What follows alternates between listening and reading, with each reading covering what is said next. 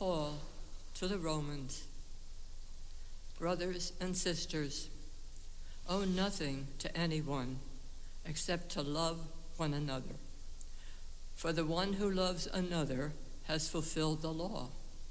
The commandments: you shall not commit adultery, you shall not kill, you shall not steal, you shall not covet, and whatever other commandment there may be, are summed up in this saying, namely, you shall love your neighbor as yourself.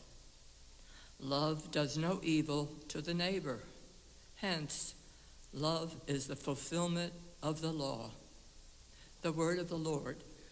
Thanks be to God. Responsorial Psalm.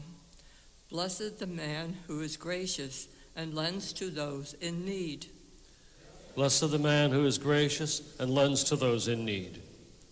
Blessed the man who fears the Lord, who greatly delights in his commands. His posterity shall be mighty upon the earth. The upright generation shall be blessed. Blessed the man who is gracious and lends to those in need. He dawns through the darkness, a light for the upright. He is gracious and merciful and just. Well for the man who is gracious and lends, who conducts his affairs with justice. Blessed the man who is gracious and lends to those in need. Lavishly he gives to the poor. His generosity shall endure forever. His horn shall be exalted in glory. Blessed the man who is gracious and lends to those in need.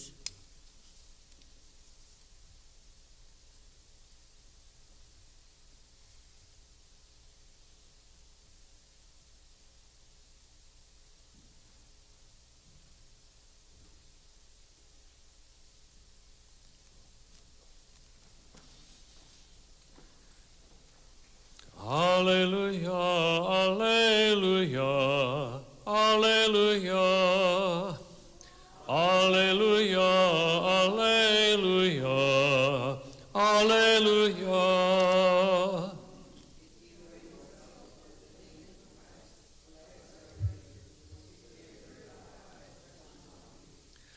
Alleluia, alleluia, alleluia. The Lord be with you. A reading from the Holy Gospel according to St. Luke. Great crowds were traveling with Jesus, and he turned and addressed them.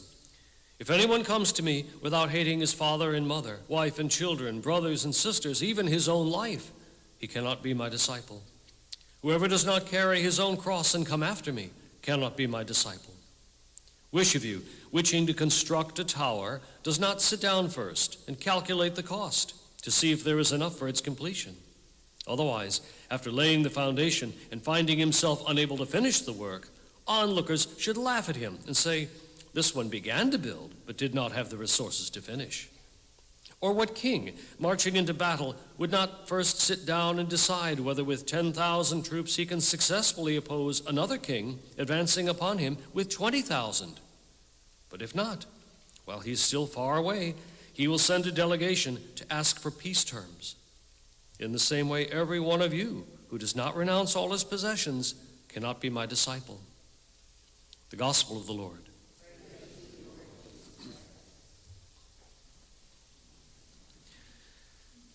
There is right now, it seems, a lot of either anticipation or excitement or nervousness or fear about what might or might not come out of the recently ended Synod on the Family. What is Pope Francis going to do? Is he going to do anything? What's going to go on? Here's the thing. Whatever else is true, if there is no implementation one way or another, then the Synod, in the long run, was a waste of time and money. You know, it's all very well. Pope writes a document, that's nice, put it on the shelves, that's the end of that. Okay, then we go on with whatever. If there's not an implementation, then why did you bother? Why did you bother? That's the value and the beauty of the witness of St. Charles Borromeo. Now, his mother was a Medici, okay, and that name is almost as bad as the Borgias. But her brother becomes the Pope. In other words, Uncle Paul IV.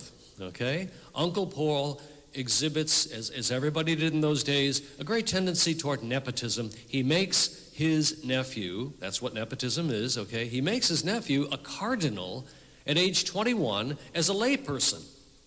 Not too bad, except that this time the Pope got it right, and he turned out to be a tremendous reforming figure who also was a driving force at the final session of the Council of Trent, trying to reform the church in the face of the Protestant Reformation.